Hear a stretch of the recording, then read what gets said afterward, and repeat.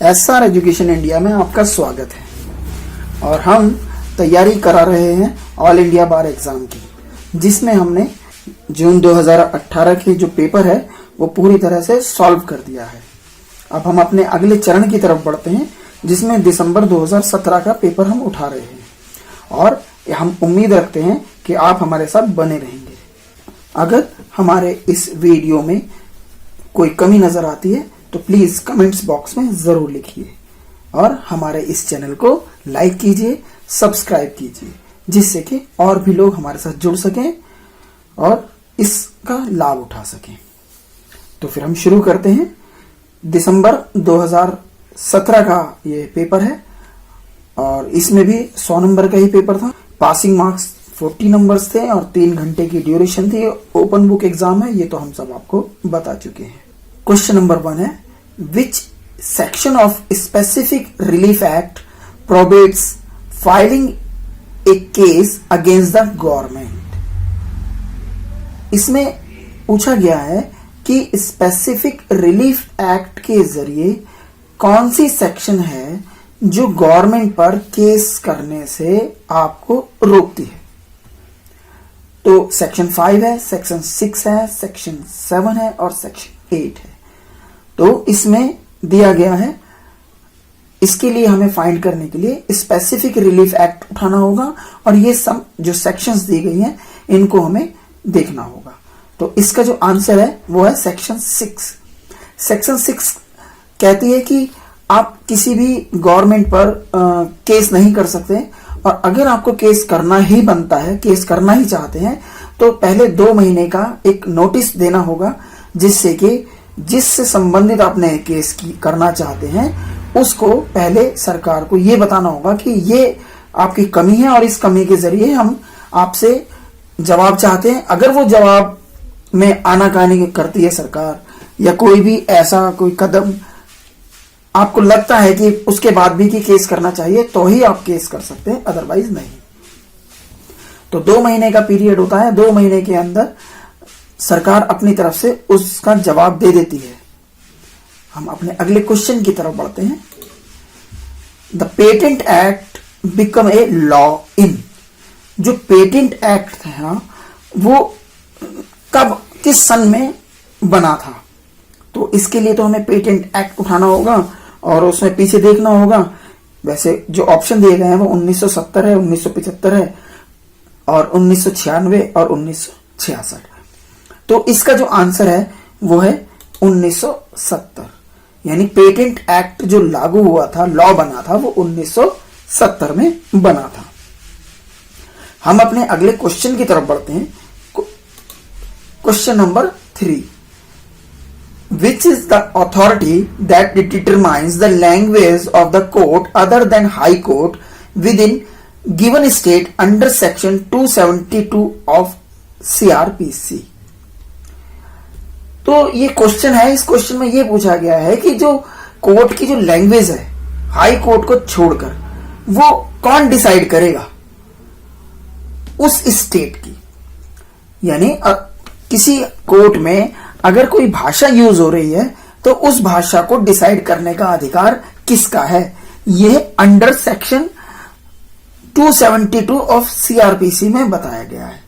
तो उसके अंदर कौन सा ऑप्शन सही है? State government, central government, supreme court of India, या ऑप्शन है ए और बी, यानी स्टेट और गवर्नमेंट या सेंट्रल गवर्नमेंट। तो जो इसका सही आंसर है स्टेट गवर्नमेंट, क्योंकि किसी भी स्टेट में कोई भी काम करने का अधिकार उस स्टेट गवर्नमेंट का होता है। हाई कोर्ट में इंग्लिश चलेगी और सुप्रीम कोर्ट में इंग्लिश लैंग्वेज चलेगी। ये हमारा जो संविधान है वो ये बताता है। तो इसीलिए स्टेट के अंदर स्टेट गवर्नमेंट लागू करेगी कि कोर्ट के अंदर कौन सी लैंग्वेज में काम होना चाहिए। क्वेश्चन नंबर 4 है, ए डिक्री कैन बी। यानी डिक्री हो सकती है। क्या हो सकती है? फाइनल डिक्री या ओनली प्रिलिमिनरी नॉट फाइनल, और डी है आइदर प्रिलिमिनरी और फाइनल। फाइनल होगी, प्रारंभिक होगी, या केवल प्रारंभ होगी, फाइनल नहीं होगी, या तो प्रारंभिक होगी या फाइनल होगी। तो इसका मतलब यह है कि ये डिग्री या तो प्रारंभिक होगी या फाइनल होगी। बस यही इसका जवाब है। Question number 5, foreign judgement is defined in CPC. Foreign judgement का क्या अर्थ है? फॉरेन जजमेंट का अर्थ है जो विदेशी कोर्ट जजमेंट देती है वो डिफाइन की गई है सीपीसी में। तो कौन से सेक्शन में की गई है? तो ऑप्शन ए है under section 26 of CPC, B है under section 27 of CPC, C है अंडर सेक्शन 28 ऑफ सीपीसी और डी ऑप्शन है नन ऑफ द अबव। तो फॉरेन जजमेंट के बारे में अंडर सेक्शन 26 ऑफ सीपीसी कहती है कि फॉरेन जजमेंट वो होता है जो देश की सीमा से बाहर किसी कोर्ट में जो दूसरे देश से कंसर्न हो, उस कोर्ट में अगर कोई जजमेंट दिया जाता है तो वो फॉरेन जजमेंट माना जाता है। हम अपने अगले क्वेश्चन की तरफ बढ़ते हैं। क्वेश्चन नंबर है 6, the provision of establishing public service commission is made under, यानी कि पब्लिक सर्विस कमीशन जो बना वो कौन से आर्टिकल के द्वारा बनाया गया, या उस कौन से आर्टिकल के द्वारा पब्लिक सर्विस कमीशन को एस्टेब्लिश किया गया। तो इसके लिए हमें आर्टिकल देखने होंगे, किसमें से? बिल्कुल सही, कॉन्स्टिट्यूशन में से। तो हमें ये जो आर्टिकल्स दिए गए हैं 310, 315, 320 और 325, इनको हमें देखना होगा। तो इसका जवाब है आर्टिकल 315। आर्टिकल 315 में बताया गया है कि पब्लिक सर्विस कमीशन बनाया जाएगा, उसे एस्टेब्लिश किया जाएगा। तो इसके अंदर प्रोविजन दिया गया है। हम अपने अगले क्वेश्चन की तरफ बढ़ते हैं। Question number 7, the minimum number of person required in incorporate a public company. Public company को बनाने के लिए कितने व्यक्तियों की कम से कम जरूरत पड़ेगी? तो इसका जवाब है 7। यानी अगर आप पब्लिक कंपनी बना रहे हैं तो कम से कम 7 लोगों की आवश्यकता जरूर पड़ेगी और उसी के जरिए कंपनी बन जाएगी। और अगर आप प्राइवेट कंपनी बना रहे हैं तो केवल 2 व्यक्तियों की जरूरत पड़ेगी। तो इसका जवाब ये भी है कि अगर प्राइवेट कंपनी होती है तो उसमें 2 व्यक्तियों से प्राइवेट कंपनी बन जाती है और पब्लिक कंपनी 7 व्यक्तियों से बनती है। हम अब अपने अगले क्वेश्चन की तरफ बढ़ते हैं। क्वेश्चन नंबर 8, देखिए प्राइवेट कंपनी का जिक्र अभी हम कर रहे थे और यहां पर प्राइवेट कंपनी का क्वेश्चन भी आ गया है। तो a private company can commerce business as soon as it receives, यानी प्राइवेट कंपनी अपना काम चालू कर सकती है कैसे? सर्टिफिकेट ऑफ इनकॉर्पोरेशन, यानी कॉर्पोरेशन का सर्टिफिकेट मिल जाए तब, लेटर ऑफ इंटेंट लेटर मिल जाए, या ऑक्यूपेशन सर्टिफिकेट उसके कब्जे में आ जाए, या नन ऑफ द अबव। तो प्राइवेट कंपनी कैसे काम कर सकती है, कब काम कर सकती है, इसका हमें जवाब देना है। तो कंपनी एक्ट 2013 सेक्शन 7(2) बताता है कि प्राइवेट कंपनी बिल्कुल अपना बिजनेस शुरू कर सकती है जब सर्टिफिकेट ऑफ इनकॉर्पोरेशन हो, यानी पहला ऑप्शन सही है। इसमें पहला ऑप्शन सही है, लेकिन 2015 में अमेंडमेंट आया था जो कि सेक्शन 11 में बताया गया कि इसमें जब तक सर्टिफिकेट आपके ऑक्यूपेशन में ना आ जाए तब तक आप बिजनेस नहीं कर सकते। बिजनेस तो कर सकते हो लेकिन अपनी पावर को उधार लेके कर सकते हो, लेकिन यहां पर इसका जवाब ऑप्शन ए है। अब हम अपने अगले क्वेश्चन की तरफ बढ़ते हैं। क्वेश्चन है विच of the following is not an essential of a contract of guarantee, यानी जो नीचे दिए गए हैं उनमें से कौन सा ऐसा तत्व नहीं है जो कॉन्ट्रैक्ट ऑफ गारंटी में आता हो। तो concurrence of 3 parties, sureties, distinct promise to be answerable, liabilities to be legally enforceable, existence of only 1 contract. तो इसका जवाब है option D, existence of only 1 contract. हम अब अपने अगले क्वेश्चन की तरफ बढ़ते हैं। क्वेश्चन नंबर 10 की तरफ बढ़ते हैं। क्वेश्चन नंबर 10 कहता है the term agent is defined in Indian contract act under section, यानी इंडियन कॉन्ट्रैक्ट एक्ट में एजेंट को डिफाइन किया गया है, तो वो कौन से सेक्शन में किया गया है? 180, 181, 182 या फिर 183? तो इसका जवाब है, हमें इसके लिए इंडियन कॉन्ट्रैक्ट एक्ट उठाना होगा और ये सब सेक्शंस को हमें देखना होगा, जिसका जवाब है 182। तो इंडियन कॉन्ट्रैक्ट एक्ट 1872 कहता है कि एजेंट वो व्यक्ति होता है जो कंपनी की तरफ से डीलिंग करता है, और कंपनी की तरफ से जो भी एग्रीमेंट करेगा, डीलिंग करेगा, तो वो कंपनी को मान्य होंगी, क्योंकि वह उस कंपनी का एजेंट है। तो इस तरह का एक कॉन्ट्रैक्ट लेटर एजेंट के पास भी होता है कि अगर उसने कहीं पर भी कोई एग्रीमेंट या कोई भी कंडीशंस या कुछ भी ऐसा किया है, बिजनेस किया है, काम धंधा किया है, या कोई भी कमिटमेंट किया है, तो कंपनी लायबल होगी उस एजेंट की बात मानने के लिए। यानी उस एजेंट की बात भी उतनी ही अहम होगी जितनी किसी कंपनी के डायरेक्टर। हम अब अपने अगले क्वेश्चन की तरफ बढ़ते हैं। What is the maximum numbers of partners in banking business? Banking business में जो मैक्सिमम नंबर ऑफ पार्टनर्स होते हैं वो कितने होते हैं? या इसे ऐसे समझिए कि बैंकिंग बिजनेस में कितने नंबर ऑफ पार्टनर हो सकते हैं? तो इसके लिए इसका जवाब है, या तो ऑप्शन में हम देखेंगे, या तो 8 या 10 या 12 या 16। तो हम इसे देखते हैं 10, यानी मैक्सिमम जो मेंबर होने चाहिए बैंकिंग बिजनेस के लिए वो कम से कम वो ज्यादा से ज्यादा 10 होने चाहिए। क्वेश्चन नंबर 12 है a person who gives the guarantee is called. जो व्यक्ति गारंटी देता है उसे क्या कहा जाता है? तो इसका आंसर हमें मिलेगा डी, श्योरिटी।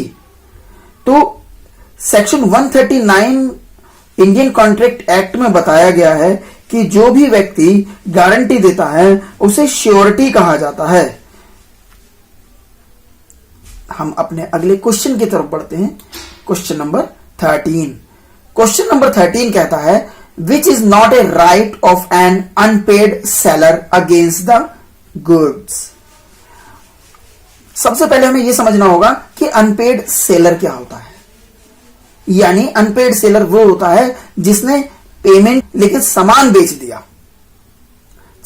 दिया और अपने सामान के बदले में उसे क्या क्या अधिकार नहीं है, यह सवाल पूछा गया है। तो पहला है लीन यानी धारणाधिकार, बी है स्टॉपेज इन ट्रांजिट यानी कि जो सामान का जो लेन देन हो रहा है उसको रोकने का अधिकार। तीसरा है राइट ऑफ रीसेल, उस सामान को दोबारा बेचने का अधिकार। और फोर्थ है टू असर्टेन प्राइस को अनिश्चित करने का अधिकार, यानी प्राइस को चेंज करने का अधिकार। तो इसका हमें पता होना चाहिए कि प्राइस को चेंज करने का, असर्टेन का उसका अधिकार नहीं होता, बाकी ये तीनों अधिकार उसको होते हैं। अब हम अपने अगले क्वेश्चन की तरफ बढ़ते हैं। क्वेश्चन नंबर 14 कहता है section 36 to 42 of specific relief act provides. जो सेक्शन 36 से 42 तक है इस एक्ट में वो क्या प्रोवाइड करता है? ऑप्शन ए है इंजेक्शन, ऑप्शन बी है court's discretion on specific performance, C है कैंसिलेशन ऑफ इंस्ट्रूमेंट्स और डी है नन ऑफ द अबव। तो इसके लिए हमें स्पेसिफिक रिलीफ एक्ट हमने खोला और उसमें हमने जब देखा तो उसमें बताता है, स्पेसिफिक रिलीफ एक्ट के पार्ट 3 में बताता है कि 36 जो सेक्शन है वो टेम्परेरी इंजेक्शन की है और 36, 37 और 38 है प्रीपिचुअल इंजेक्शन की और 39 जो है वो है मैंडेटरी इंजेक्शन की। तो हमें जवाब मिल गया कि पार्ट 3 में क्या बताया गया है। तो इसका जवाब है इंजेक्शंस, यानी जो इंजेक्शंस हैं टेम्परेरी इंजेक्शंस, प्रीपिचुअल इंजेक्शंस और मैंडेटरी इंजेक्शंस वो 36 से लेकर 39 तक में दिए गए। यही इसका जवाब है। हमारा अगला क्वेश्चन है question number 15। Which of the following is not of civil nature, यानी इनमें से कौन सा वाला सिविल नेचर नहीं है? Right to take out procession, right to worship in a temple, right to caste and religion, all of the above. तो procession means होता है जुलूस निकालना, बारात का, या कोई भी ऐसा इकट्ठा करना लोगों को। तो ये क्या सिविल नेचर है? सिविल नेचर का राइट है? हाँ है। वर्शिप का, ये भी सिविल नेचर है। तो right of caste and religion, ये सिविल नेचर का राइट नहीं है। इसके लिए हमें सेक्शन नंबर 9 सीपीसी देखते हैं। उसके अंदर बताया गया है कि ये सिविल नेचर नहीं है, ये पॉलिटिकल और रीजनल नेचर का है। तो साथियों, ये हमारे इस क्वेश्चन पेपर के हमने 15 क्वेश्चन उठाए, क्योंकि हमने टाइम को कंज्यूम किया और जल्दी जल्दी क्वेश्चंस को उठाने की कोशिश की। तो हमने इस बार 15 क्वेश्चन उठाए हैं। अगले वीडियो में हम इससे आगे के चालू करेंगे। तो हमारे वीडियो को देखते रहिए, लाइक कीजिए और शेयर कीजिए। आपका प्यार हमें मिलता रहेगा, हम इसी तरह से वीडियोस बनाते रहेंगे। लेकिन हम चाहेंगे कि आप भी हमें अपना प्यार दें, और वो प्यार हमें प्राप्त होगा हमारे इस वीडियो को लाइक करके, शेयर करके और सब्सक्राइब करके। क्योंकि इसी तरह से हम जान सकते हैं कि आपको हमारे वीडियोस पसंद आ रहे हैं। क्योंकि वैसे तो YouTube पर बहुत सारे वीडियो अवेलेबल हैं, लेकिन हम थोड़ा सा अच्छा करने की कोशिश कर रहे हैं। ये नहीं कहते कि बहुत ज्यादा अच्छा कर रहे हैं, लेकिन फिर भी हम अपने हिसाब से अच्छा करने की कोशिश कर रहे हैं। लेकिन अगर इसमें आपको कोई कमी नजर आती है तो कमेंट्स बॉक्स में जरूर लिखिएगा। बाकी आप हमें व्हाट्सएप पर भी मैसेज दे सकते हैं, हम किस टॉपिक पर आपके लिए वीडियोस बनाएं, तो उसका हम ध्यान रखेंगे और अपने वीडियोस को बनाते रहेंगे। इसके साथ ही हम इजाजत चाहेंगे। जय हिंद।